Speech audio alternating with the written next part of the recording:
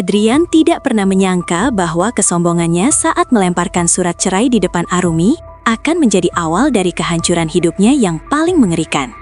Pria itu tertawa puas, merasa bebas untuk memamerkan harta miliaran rupiah hasil jerih payahnya, tanpa menyadari bahwa selama ini Arumilah pemilik sah dari seluruh imperium bisnis yang dia jalankan. Namun, dunianya mendadak runtuh saat satu persatu kartu kreditnya ditolak dan seluruh akses keuangannya diblokir secara permanen oleh tangan dingin sang istri yang selama ini dia remehkan. Adrian berteriak histeris di tengah lobi bank saat menyadari kenyataan pahit bahwa kini dia hanyalah seorang gelandangan tanpa sisa harga diri. Sementara Arumi menatapnya dengan tenang dari balik jendela kaca menara pencakar langit yang paling megah. Kini sang mantan suami hanya bisa bersujud memohon ampun di bawah kaki wanita yang dulu dia usir. Namun pintu maaf telah terkunci serapat rekening banknya yang kini kosong melompong. Bagaimana kelanjutan kisah pembalasan Arumi yang elegan ini? Sebelum kita lanjut, saya ingin tahu, dari kota mana saja kalian berasal? Silahkan tulis nama kota kalian di kolom komentar agar kita bisa saling mengenal dengan lebih dekat. Suasana di ruang makan rumah mewah itu terasa mencekam, jauh lebih dingin daripada pendingin ruangan yang mendesis halus di sudut ruangan. Arumi duduk dengan tangan tertangkup di atas pangkuan, menatap piring yang masih penuh tanpa sedikit pun nafsu makan yang tersisa di dalam dirinya. Di hadapannya, Adrian meletakkan sebuah amplop coklat dengan gerakan yang sangat tenang. Namun dampaknya terasa seperti hantaman besar bagi harga diri Arumi sebagai seorang istri yang telah berbakti selama 7 tahun. Kalimat yang keluar dari bibir Adrian begitu lugas, tanpa getaran emosi sedikit pun, menyatakan bahwa hubungan mereka telah sampai pada titik jenuh dan dia menginginkan kebebasan mutlak. Arumi tidak menangis, dia hanya menatap mata suaminya yang kini terasa seperti orang asing, mencari sisa-sisa cinta yang mungkin masih bersembunyi di balik ego pria itu. Adrian merasa bahwa Arumi hanyalah beban yang tidak memberikan kontribusi apapun bagi karirnya yang sedang melejit di puncak kesuksesan finansial. Baginya, Arumi adalah sosok wanita rumah tangga biasa yang hanya bisa menghabiskan uang hasil jerih payahnya tanpa tahu betapa kerasnya dunia luar bekerja. Keheningan yang panjang itu akhirnya pecah saat Adrian berdiri dan merapikan setelan jasnya, bersiap untuk pergi tanpa menunggu jawaban dari istrinya yang masih mematung. Arumi menarik napas panjang, mencoba menstabilkan detak jantungnya yang berpacu kencang, menyadari bahwa mulai malam ini, dunianya tidak akan pernah sama lagi. Dia melihat amplop itu sekali lagi, bukan dengan rasa takut, melainkan dengan sebuah kesadaran bahwa mungkin inilah saatnya rahasia besar yang selama ini dia simpan rapat-rapat harus mulai terurai demi keadilannya sendiri. Kehampaan yang dia rasakan perlahan berubah menjadi sebuah ketenangan yang dingin, sebuah persiapan untuk badai yang sebenarnya akan segera datang menghampiri mereka berdua. Surat perceraian itu akhirnya resmi ditandatangani oleh Arumi tanpa ada perdebatan panjang yang biasanya terjadi dalam drama rumah tangga yang penuh amarah. Adrian merasa menang, merasa bahwa dia telah berhasil melepaskan belenggu yang selama ini menahan langkahnya untuk terbang lebih tinggi di dunia bisnis yang kejam. Dia tidak menyadari bahwa selama ini Arumi adalah alasan mengapa setiap kontrak kerjanya selalu berjalan mulus tanpa hambatan berarti dari pihak bank maupun investor. Arumi mengemasi barang-barangnya dengan sangat rapi, hanya membawa apa yang dia bawa saat pertama kali masuk rumah itu, meninggalkan semua kemewahan yang Adrian banggakan. Di kantornya, Adrian tertawa bersama rekan-rekannya, merayakan kebebasan barunya dengan penuh kesombongan, bahkan mulai merencanakan liburan mewah untuk memanjakan dirinya sendiri sebagai pria lajang. Namun, saat dia mencoba memesan tiket pesawat kelas 1 menggunakan kartu kredit korporatnya, sebuah pesan singkat muncul di layar ponselnya, menyatakan bahwa transaksi tersebut ditolak. Adrian mengernyitkan dahi, menganggap itu hanya gangguan teknis kecil yang biasa terjadi pada sistem perbankan di jam-jam sibuk seperti sekarang. Dia mencoba kartu lainnya, kartu yang merupakan akses langsung ke rekening utamanya yang berisi miliaran rupiah. Namun hasilnya tetap sama, status akun diblokir secara permanen. Kepanikan mulai merayap di tengkuknya, sebuah perasaan yang sudah lama tidak dia rasakan sejak dia menjadi pengusaha sukses beberapa tahun yang lalu. Dia mencoba menghubungi asisten pribadinya, namun sang asisten memberikan kabar yang lebih mengejutkan, bahwa seluruh akses operasional perusahaan juga sedang ditangguhkan oleh pihak otoritas keuangan pusat. Adrian bergegas keluar kantor, mengabaikan tatapan heran dari karyawannya, menuju bank terdekat untuk mencari tahu apa yang sebenarnya terjadi pada harta kekayaannya yang hilang secara tiba-tiba. Di dalam mobil, dia berkali-kali mencoba menelepon Arumi, Namun nomor wanita itu sudah tidak aktif lagi, meninggalkan Adrian dalam kebingungan yang sangat mendalam. Setibanya di bank, Adrian disambut oleh manajer cabang dengan wajah yang sangat formal dan tidak seramah biasanya saat dia menyetor uang miliaran rupiah. Sang manajer menjelaskan dengan nada datar bahwa seluruh aset atas namanya telah dibekukan karena adanya perubahan struktur kepemilikan di perusahaan induk yang menjadi penjamin seluruh hartanya. Adrian berteriak kecil, merasa tidak masuk akal karena dialah pendiri sekaligus pemilik tunggal perusahaan tersebut. Setidaknya itulah yang dia percayai selama bertahun-tahun ini. Penjelasan manajer berikutnya membuat dunia Adrian seolah berhenti berputar. Seluruh modal awal dan aset tanah perusahaan ternyata terdaftar atas nama sebuah yayasan rahasia. Yayasan tersebut memiliki satu pemegang kendali tunggal yang memiliki hak veto untuk mencabut seluruh akses operasional jika terjadi pelanggaran kesepakatan internal yang telah ditetapkan sejak awal. Adrian teringat saat mereka pertama kali menikah, Arumi memintanya menandatangani beberapa dokumen sebagai bentuk proteksi aset di masa depan, yang saat itu dia anggap hanya prosedur administratif biasa.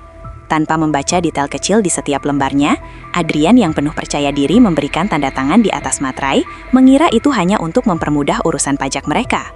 Kini dia menyadari bahwa selama ini dia hanya menyewa kekayaannya sendiri dari tangan istrinya, yang dia anggap lemah dan tidak berdaya secara finansial.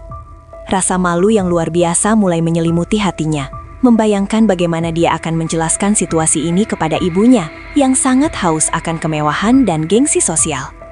Dia terduduk lemas di kursi lobi bank, menyadari bahwa perceraian yang dia anggap sebagai pintu kebebasan justru menjadi lubang kehancuran bagi seluruh hidup yang dia bangun dengan kesombongan.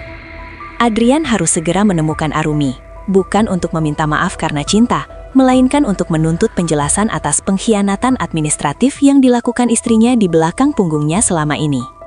Lobi bank yang dingin itu terasa seperti penjara tanpa jeruji bagi Adrian, yang kini hanya bisa menatap layar ponselnya yang mati.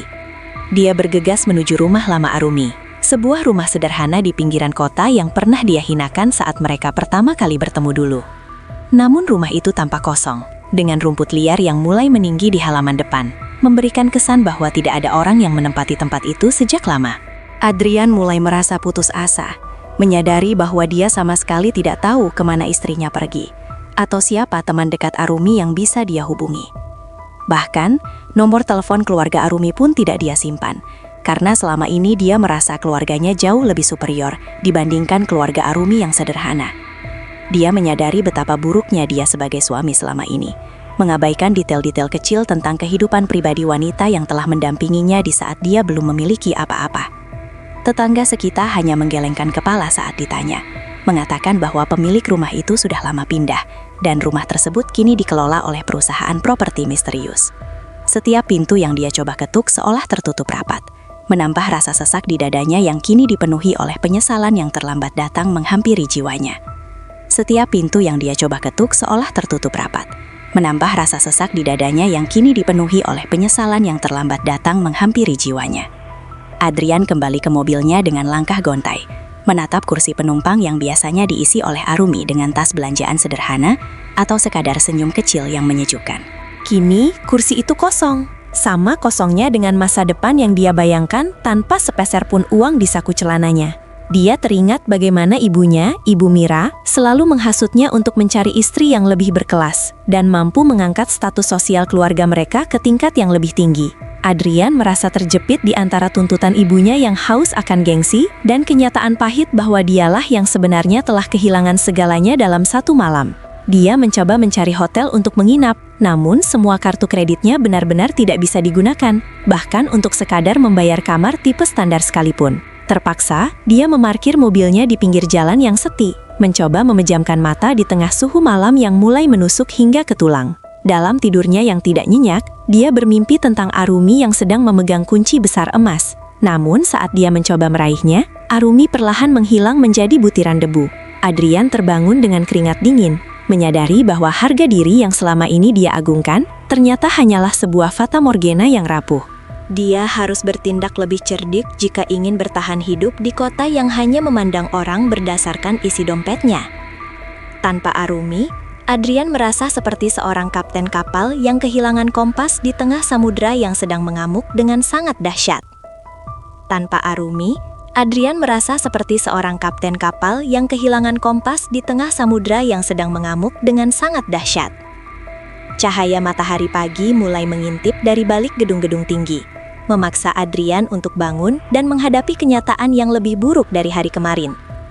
Ponselnya yang tersisa sedikit daya tiba-tiba bergetar, menampilkan nama Ibu Mira di layarnya, yang tentu saja ingin menanyakan tentang rencana pesta peresmian kantor barunya.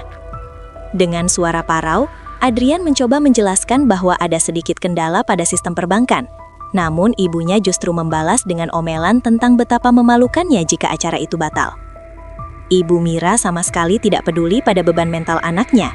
Dia hanya peduli pada apa yang akan dikatakan oleh teman-teman sosialitanya jika mereka tahu anaknya sedang bangkrut. Di tengah percakapan itu, sebuah notifikasi masuk dari sebuah alamat email yang tidak dikenal, berisi sebuah lampiran dokumen yang sangat rahasia.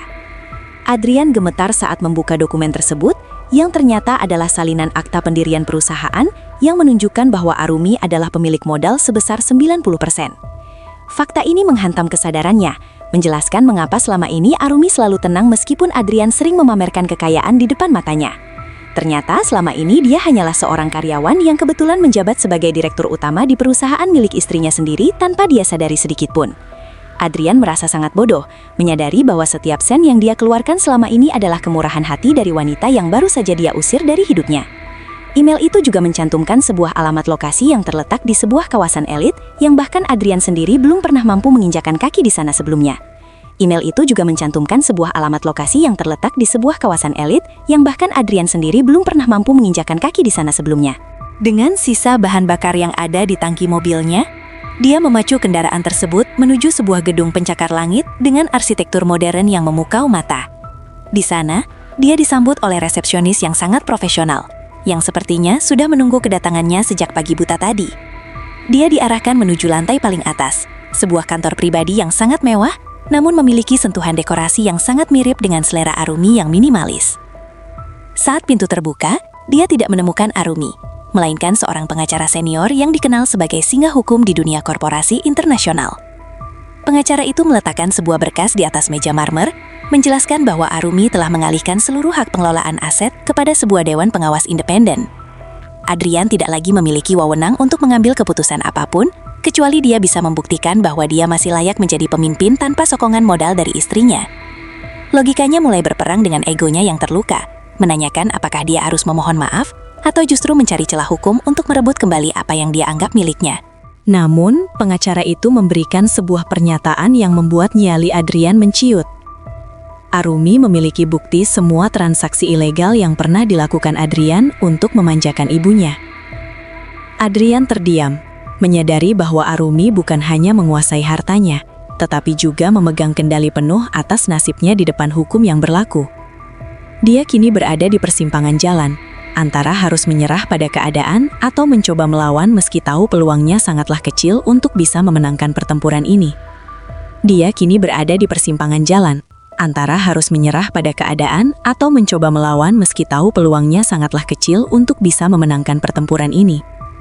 Pengacara tersebut kemudian memutar sebuah rekaman video singkat yang memperlihatkan Arumi sedang duduk di sebuah taman bunga yang sangat indah dan tenang. Dalam video itu, Arumi berbicara dengan nada yang sangat teduh, tanpa ada dendam atau amarah yang terpancar dari raut wajahnya yang anggun. Dia mengatakan bahwa semua harta ini adalah amanah dari mendiang ayahnya, yang merupakan seorang investor besar yang namanya sengaja dirahasiakan demi keamanan Arumi. Arumi menjelaskan bahwa dia mencintai Adrian dengan tulus, namun dia tidak bisa membiarkan kekayaan tersebut merusak karakter suaminya menjadi pribadi yang tamak dan sombong. Pemblokiran akses keuangan tersebut bukanlah bentuk balas dendam, melainkan sebuah ujian terakhir untuk melihat apakah Adrian masih memiliki nurani sebagai seorang manusia. Adrian terpaku melihat video itu, menyadari bahwa selama ini Arumi telah melindunginya dari kehancuran moral yang jauh lebih berbahaya daripada kemiskinan harta. Dia teringat kembali saat-saat di mana dia sering merendahkan keluarga Arumi yang dianggapnya tidak setara, padahal kenyataannya justru sebaliknya. Pengetahuan ini membuatnya merasa sangat kerdil, seolah-olah semua keberhasilan yang dia banggakan selama ini hanyalah sebuah panggung sandiwara yang dirancang oleh istrinya. Air mata yang selama ini dia tahan akhirnya jatuh juga, bukan karena kehilangan uang, melainkan karena dia telah menyia-nyiakan wanita seberharga Arumi. Dia ingin mencari Arumi, ingin bersujud di kakinya, bukan untuk meminta hartanya kembali, melainkan untuk memohon ampun atas segala kesombongannya yang buta. Namun, video itu berakhir dengan sebuah pesan bahwa Arumi tidak ingin ditemui sampai Adrian benar-benar mengerti apa arti dari sebuah tanggung jawab sejati.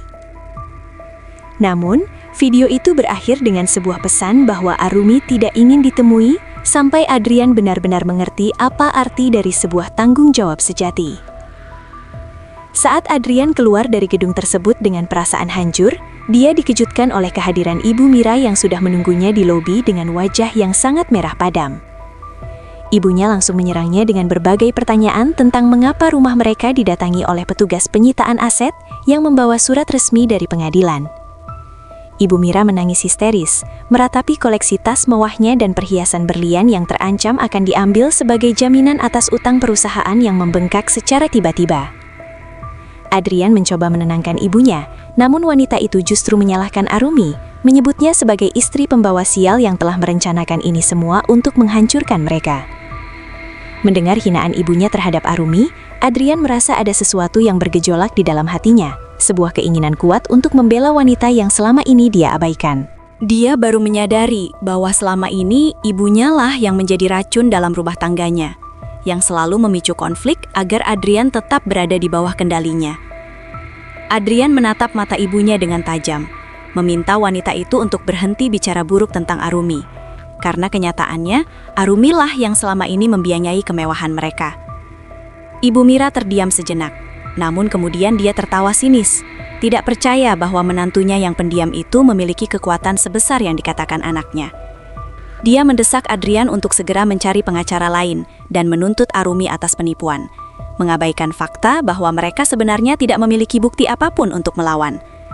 Adrian merasa semakin lelah dengan drama yang diciptakan oleh orang tuanya sendiri, menyadari bahwa lingkungan terdekatnya pun sebenarnya sangat toksik dan merusak kewarasannya. Dia memutuskan untuk meninggalkan ibunya di lobi gedung itu, memilih untuk berjalan kaki mencari tempat bernaung yang jauh dari hiruk-pikuk kemewahan semu. Dia memutuskan untuk meninggalkan ibunya di lobi gedung itu, memilih untuk berjalan kaki mencari tempat bernaung yang jauh dari hiruk-pikuk kemewahan semu. Langkah kakinya membawanya ke sebuah taman kota yang ramai oleh keluarga-keluarga kecil yang sedang menikmati sore hari dengan penuh kebahagiaan yang sangat sederhana. Adrian duduk di sebuah bangku kayu yang catnya sudah mulai mengelupas, memperhatikan seorang ayah yang sedang mengajari anaknya bersepeda dengan penuh kesabaran dan cinta. Pemandangan itu membuatnya merenung tentang apa yang sebenarnya dia cari dalam hidup ini. Apakah harta yang berlimpah, ataukah kehangatan sebuah keluarga yang utuh? Logikanya mengatakan bahwa dia harus segera bangkit dan mencari cara untuk mendapatkan kembali posisi direkturnya, namun hatinya merasa bahwa inilah saatnya untuk berhenti sejenak.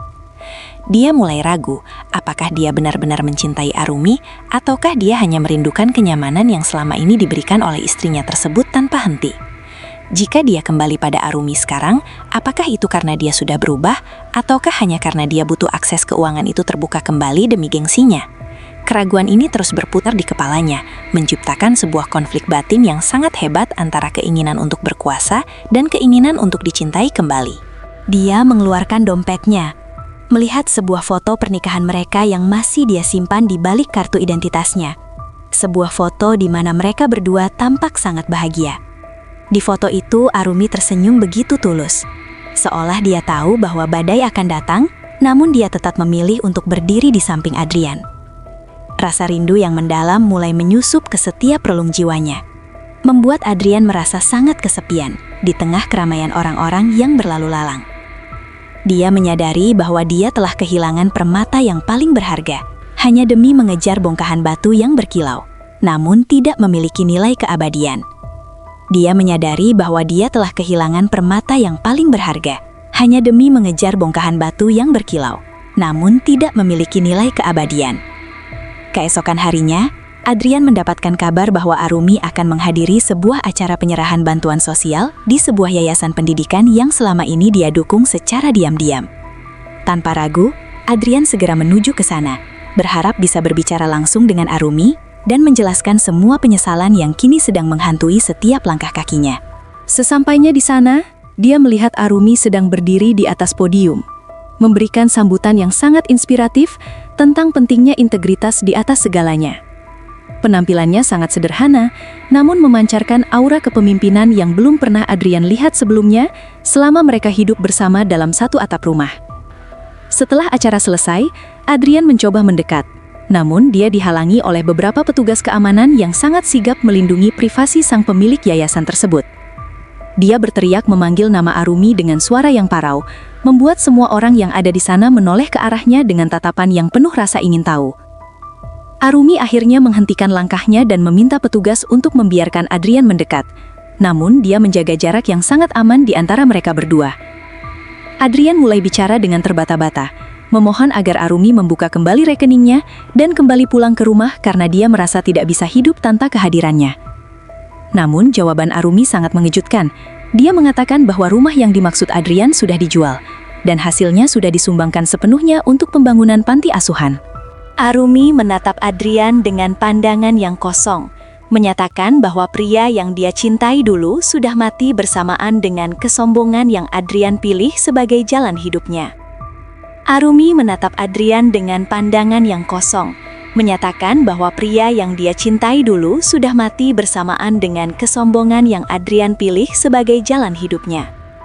Kalimat itu terasa lebih tajam daripada sebilah pedang yang menghujam tepat ke jantung Adrian, membuatnya terpaku di tempatnya berdiri dengan nafas yang terasa sesak. Arumi melanjutkan penjelasannya bahwa dia sudah tahu tentang rencana Adrian untuk menceraikannya sejak setahun yang lalu, saat Adrian mulai berselingkuh dengan rekan bisnisnya sendiri. Arumi tidak marah saat itu. Dia hanya diam dan mempersiapkan segalanya agar saat hari perceraian itu tiba, Adrian benar-benar belajar tentang apa itu kehilangan. Dia mengungkapkan bahwa semua kemewahan yang Adrian berikan kepada selingkuhannya sebenarnya adalah uang dari rekening yayasan yang sengaja Arumi biarkan agar Adrian terjerat dalam kasus penggelapan dana. Kini bukti-bukti tersebut sudah ada di tangan otoritas berwenang, dan hanya Arumi yang memiliki kuasa untuk mencabut laporan tersebut atau membiarkannya berlanjut ke pengadilan. Adrian gemetar hebat, menyadari betapa jauh istrinya telah merencanakan perlindungan diri ini, sementara dia asyik bermain api di belakang punggung istrinya yang setia. Dia jatuh berlutut di depan Arumi, mengabaikan rasa malu karena dilihat oleh banyak orang di lingkungan yayasan tersebut yang kini mulai berbisik-bisik. Dia tidak menyangka bahwa Arumi yang dia anggap lugu ternyata memiliki strategi yang sangat matang untuk menghadapinya jika dia berkhianat pada janji suci mereka. Arumi hanya menunduk sebentar, lalu berjalan pergi tanpa menoleh sedikit pun, meninggalkan Adrian yang kini harus menghadapi bayang-bayang penjara yang mulai mendekat secara perlahan. Kehancuran ini bukan lagi tentang uang, melainkan tentang runtuhnya seluruh reputasi yang telah dia bangun dengan penuh kebohongan selama bertahun-tahun lamanya. Kehancuran ini bukan lagi tentang uang, melainkan tentang runtuhnya seluruh reputasi yang telah dia bangun dengan penuh kebohongan selama bertahun-tahun lamanya. Malam itu, Adrian mendekam di sebuah kamar kos sempit yang dia sewa dengan sisa uang receh yang dia temukan di laci mobilnya yang kini juga terancam ditarik oleh pihak leasing.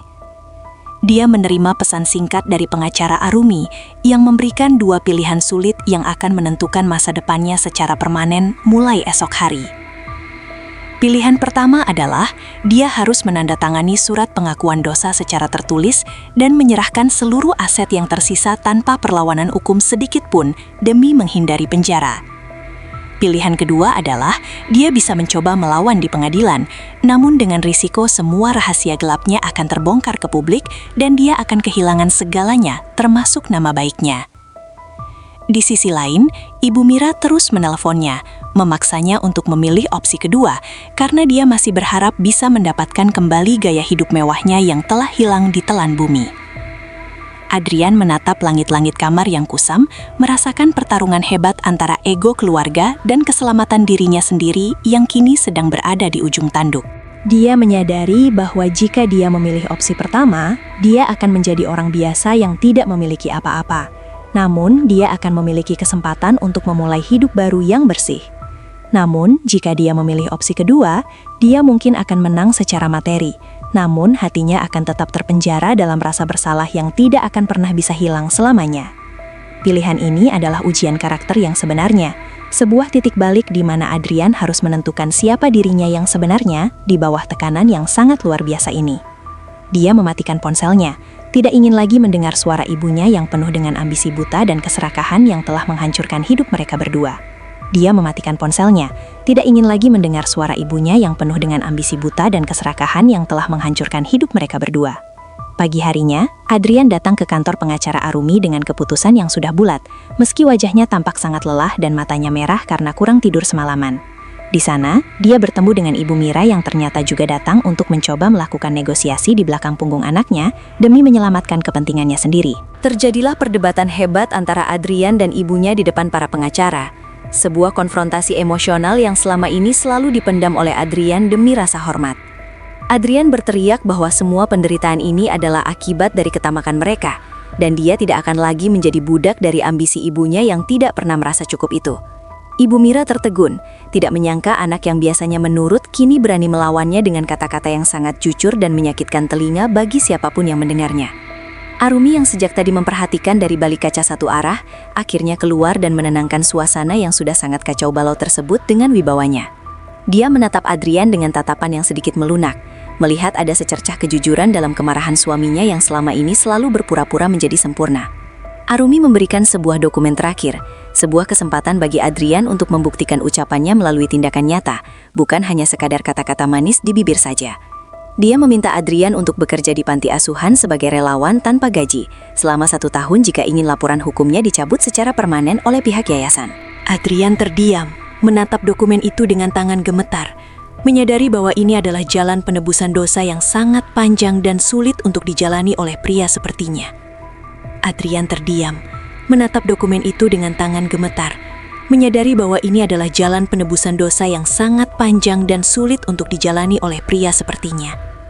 Tanpa banyak bicara lagi, dia mengambil pena dan membubuhkan tanda tangannya di atas dokumen tersebut, sebuah tindakan yang membuat Ibu Mira jatuh pingsan karena tidak percaya. Adrian tidak lagi menghiraukan ibunya. Dia langsung melangkah keluar gedung dan menuju alamat panti asuhan yang telah ditentukan oleh Arumi sebagai tempatnya mengabdi. Di sana, dia disambut dengan tumpukan piring kotor dan lantai yang harus dipel, sebuah pekerjaan yang belum pernah dia sentuh selama dia menjadi direktur perusahaan besar. Awalnya, dia merasa sangat terhina dan ingin menyerah. Namun, setiap kali dia melihat wajah anak-anak yatim yang ceria meskipun tidak memiliki orang tua, hatinya mulai luluh. Dia belajar untuk mencuci pakaian dengan tangannya sendiri, belajar memasak makanan sederhana, dan belajar mendengarkan keluh kesah anak-anak yang memiliki luka lebih besar darinya. Arumi memantau perkembangan Adrian dari jauh melalui laporan pengelola panti, merasa terkejut melihat perubahan drastis pada sikap pria yang dulu sangat dia cintai itu. Adrian mulai kehilangan sifat sombongnya, beralih menjadi sosok yang lebih tenang dan sangat menghargai setiap butir nasi yang dia makan setiap harinya di meja makan. Dia tidak lagi memikirkan tentang saldo bank atau mobil mewah. Fokusnya kini hanyalah bagaimana caranya memberikan kebahagiaan kecil bagi anak-anak di panti asuhan tersebut. Pelan namun pasti, karakter Adrian mulai terbentuk kembali dari reruntuhan egonya yang lama, menjadikannya pribadi yang jauh lebih manusiawi dan penuh dengan empati sosial. Arumi mulai melihat bahwa ujian yang dia berikan ternyata membuahkan hasil yang jauh melampaui harapannya semula saat dia memutuskan untuk memblokir seluruh akses keuangan itu. Arumi mulai melihat bahwa ujian yang dia berikan ternyata membuahkan hasil yang jauh melampaui harapannya semula saat dia memutuskan untuk memblokir seluruh akses keuangan itu. 6 bulan berlalu, dan Adrian kini sudah menjadi sosok idola bagi anak-anak di panti asuhan karena kesabarannya dalam mengajar dan bermain bersama mereka setiap sore. Suatu hari, sebuah perusahaan besar datang menawarkan posisi direktur operasional kepada Adrian dengan gaji yang sangat fantastis karena mereka mendengar tentang kemampuan manajerialnya yang hebat. Adrian menatap surat tawaran itu cukup lama, teringat akan masa-masa kejayaannya dulu saat dia bisa membeli apa saja yang dia inginkan tanpa harus berpikir 2 kali. Namun, dia teringat akan janjinya pada Arumi dan tanggung jawabnya pada anak-anak panti yang kini sudah menganggapnya sebagai figur kakak dan ayah bagi mereka semua. Dengan penuh keyakinan, Adrian menolak tawaran tersebut, menyatakan bahwa dia masih memiliki tugas yang belum selesai untuk mendidik karakter dirinya sendiri di tempat yang sunyi ini. Kabar penolakan ini sampai ke telinga Arumi. yang mulai merasa bahwa Adrian benar-benar telah berubah menjadi pria yang berbeda dari yang dia ceraikan dulu. Arumi memutuskan untuk datang ke panti asuhan secara diam-diam, memperhatikan Adrian yang sedang membantu seorang anak kecil memperbaiki mainannya yang rusak dengan penuh ketelatenan dan kasih sayang. Tidak ada lagi raut wajah angkuh, yang ada hanyalah seorang pria yang tampak sangat damai dengan dirinya sendiri meskipun tidak mengenakan pakaian mahal merek ternama. Arumi merasa hatinya bergetar kembali, sebuah perasaan yang sudah lama dia kubur dalam-dalam karena rasa kecewa yang sangat hebat di masa lalu yang kelam. Dia menyadari bahwa uang bisa memblokir akses ke bank, namun keikhlasan bisa membuka kembali akses ke pintu hati yang sudah terkunci sangat rapat sekalipun. Dia menyadari bahwa uang bisa memblokir akses ke bank, namun keikhlasan bisa membuka kembali akses ke pintu hati yang sudah terkunci sangat rapat sekalipun. Suatu sore saat hujan turun dengan lebatnya, Arumi berjalan mendekati Adrian yang sedang berteduh di teras panti sambil memandangi rintik hujan yang jatuh ke tanah. Adrian terkejut melihat kehadiran Arumi. Dia berdiri dengan kikuk dan mencoba merapikan pakaian kerjanya yang sedikit kotor terkena noda cat dinding panti yang baru dia hias. Mereka berdiri dalam keheningan yang cukup lama, hanya ditemani oleh suara air hujan yang menenangkan dan aroma tanah basah yang menyeruak masuk ke dalam indera penciuman. Arumi membuka payungnya dan memberikannya kepada Adrian, sebuah simbol bahwa dia siap untuk kembali memberikan perlindungan dan dukungan kepada pria itu jika dia memang serius. Adrian tidak mengambil payung itu untuk dirinya sendiri, melainkan menggunakannya untuk menaungi Arumi, menunjukkan bahwa dia kini lebih mementingkan keselamatan orang lain daripada kenyamanan pribadinya sendiri. Tanpa banyak kata, Arumi memberikan sebuah kunci kecil ke tangan Adrian, kunci menuju sebuah rumah kecil di desa yang indah yang sudah dia siapkan untuk masa depan. Dia mengatakan bahwa masa lalu mereka sudah selesai, dan kini saatnya mereka menulis lembaran baru sebagai dua orang asing yang ingin saling mengenal kembali dari awal. Adrian menangis haru. Dia tahu bahwa ini bukan tentang kembali ke kekayaan yang dulu, melainkan tentang mendapatkan kesempatan kedua untuk menjadi pasangan yang sesungguhnya. Mereka berdua berjalan menembus hujan dengan satu payung, meninggalkan semua luka dan ego yang selama ini menjadi penghalang kebahagiaan sejati yang mereka impikan sejak lama. Kebahagiaan mereka kini tidak lagi diukur dengan berapa banyak akses keuangan yang terbuka, melainkan seberapa besar mereka bisa saling memberi dan menerima kekurangan masing-masing dengan tulus. Kebahagiaan mereka kini tidak lagi diukur dengan berapa banyak akses keuangan yang terbuka, melainkan seberapa besar mereka bisa saling memberi dan menerima kekurangan masing-masing dengan tulus. Mereka pindah ke rumah kecil di pedesaan tersebut, memulai hidup baru dengan bercocok tanam dan mengelola sebuah perpustakaan desa yang mereka bangun bersama dari dana sisa yayasan. Adrian merasa hidupnya jauh lebih tenang sekarang. Tidak ada lagi tekanan dari pemegang saham, tidak ada lagi kejaran target keuntungan yang membuatnya kehilangan akal sehat setiap hari. Dia belajar menghargai setiap momen sederhana, seperti minum teh di sore hari bersama Arumi sambil mendiskusikan buku yang baru saja mereka baca untuk anak-anak desa. Ibu Mira yang melihat perubahan anaknya perlahan mulai luluh dan mencoba untuk hidup lebih sederhana, meskipun proses adaptasinya memakan waktu yang cukup lama dan penuh perjuangan. Alumi tetap menjadi sosok di balik layar yang bijaksana, memastikan bahwa Adrian tetap pada jalurnya sebagai pria yang berintegritas dan tidak lagi mudah tergiur oleh kilauan materi. Mereka sering kembali ke kota hanya untuk mengunjungi panti asuhan, memberikan motivasi kepada anak-anak di sana bahwa kegagalan adalah guru terbaik untuk meraih kesuksesan sejati di dunia. Lingkungan sekitar mulai menghormati mereka, bukan karena kekayaan yang mereka miliki, melainkan karena kontribusi nyata yang mereka berikan untuk kemajuan masyarakat kecil di desa tersebut. Adrian menyadari bahwa setiap kejadian pahit yang dia alami kemarin adalah cara Tuhan untuk menyelamatkannya dari jurang kehancuran yang jauh lebih dalam jika dia tetap menjadi orang sombong. Dia kini bersyukur atas keputusan Arumi yang sempat memblokir akses keuangannya, karena tanpa kejadian dramatis itu, dia mungkin tidak akan pernah menemukan jati dirinya yang sesungguhnya. Tahun-tahun berlalu, dan kini Adrian serta Arumi telah menjadi pasangan yang sangat inspiratif bagi banyak orang yang mendengar kisah perjalanan hidup mereka yang penuh dengan lika-liku. Mereka berhasil mendirikan sekolah keterampilan bagi remaja putus sekolah, menggunakan sisa aset yang dulu sempat dibekukan, namun kini dikelola dengan sangat transparan dan penuh amanah. Warisan yang ingin mereka tinggalkan bukan lagi tumpukan emas atau properti mewah, melainkan ilmu pengetahuan dan karakter yang kuat bagi generasi penerus di masa depan nantinya. Adrian sering berbagi cerita kepada para siswanya tentang betapa berbahayanya kesombongan dan betapa pentingnya untuk selalu membumi, meskipun kita sedang berada di puncak kesuksesan yang sangat tinggi.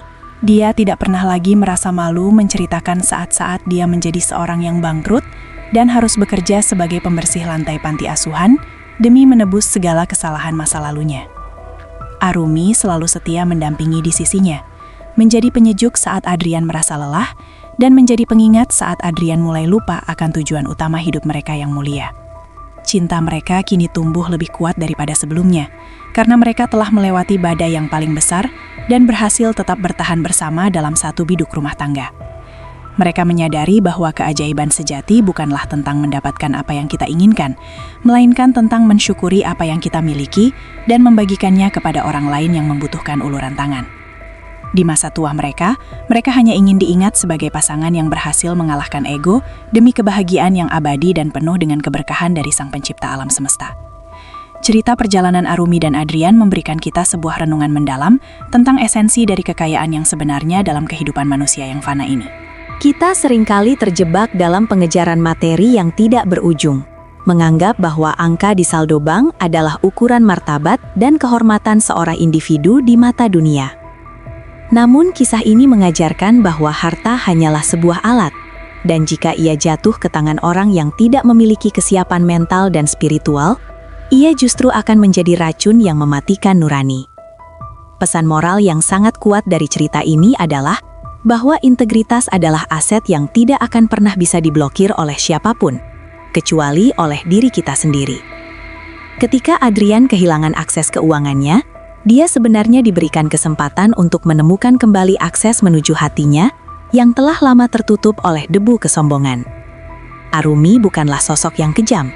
Dia adalah sosok yang mencintai dengan cara yang sangat dewasa, yaitu dengan memberikan pelajaran pahit demi menyelamatkan jiwa orang yang dicintainya dari kehancuran yang permanen. Hidup bukanlah tentang seberapa banyak kita bisa mengumpulkan, melainkan seberapa banyak kita bisa memberi dampak positif bagi orang-orang di sekitar kita, sekecil apapun itu.